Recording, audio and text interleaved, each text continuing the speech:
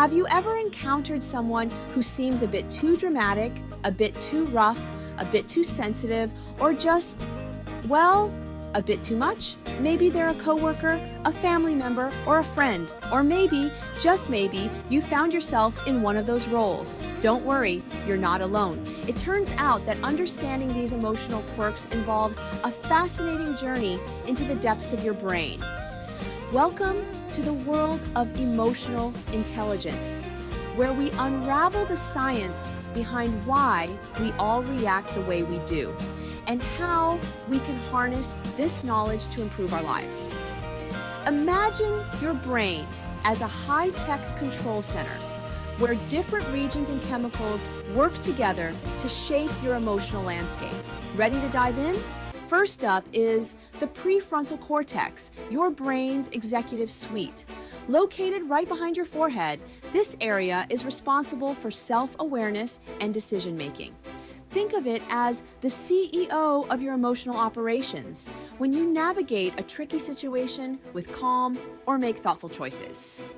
Your prefrontal cortex is leading the charge to help you keep those emotions in check. Next, let's meet the amygdala, a pair of small but mighty structures deep in your brain. The amygdala is like your brain's alarm system. It's responsible for detecting emotional signals, like when you spot a friend at work about to sneak the yogurt you just put in the fridge for lunch.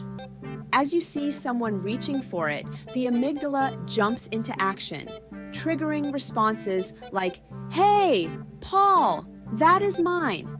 Hands off." It's why you might suddenly feel a surge of annoyance or protectiveness in such moments. Swinging by the hippocampus, this part of your brain is your memory maestro. The hippocampus helps you recall past experiences and learn from them, which is crucial for developing empathy. When you connect with someone's feelings and understand their perspective, it's thanks to the hippocampus's ability to use past emotional experiences to guide your current interactions. Now let's talk about the brain chemicals that make this emotional symphony possible. Meet oxytocin, the brain's feel-good hormone. Known as the love hormone, oxytocin is released during social bonding, such as hugging or positive interactions, and helps build trust and empathy. It's like your brain's social lubricant, making relationships smoother and more fulfilling. But not all the brain's chemicals are cheerful. One example is cortisol, known as the stress hormone. Cortisol can be helpful in small doses. After all, a little pressure can get you out of bed and to your 9 a.m. exam on time. The problem occurs when it's constantly high. That means a high alert situation all the time, which can interfere with your emotional regulation and responding appropriately. You know what? Maybe Paul didn't know it was your yogurt. Give that cortisol a rest, pause your reaction, and be a bit calmer. I'm sure you'll keep your yogurt and your friendship with Paul. When we're talking about brain chemicals, it wouldn't be fair if we didn't give a shout out to serotonin, the superstar of the happiness squad. Imagine serotonin as the brain's very own cheerleader, waving pom-poms and shouting, "Go Team Happiness." This incredible chemical helps regulate your mood, keeping things bright. Picture this. You're having one of those days where everything just seems to go right.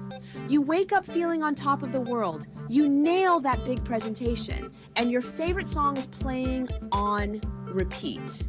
That's serotonin working its magic, making sure your mood stays in the happy zone. So, why does all this matter?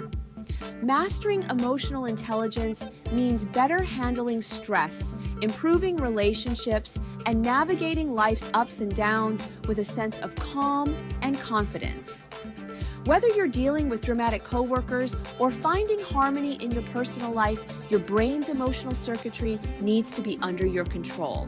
There are ways to do it, of course. It all starts with awareness.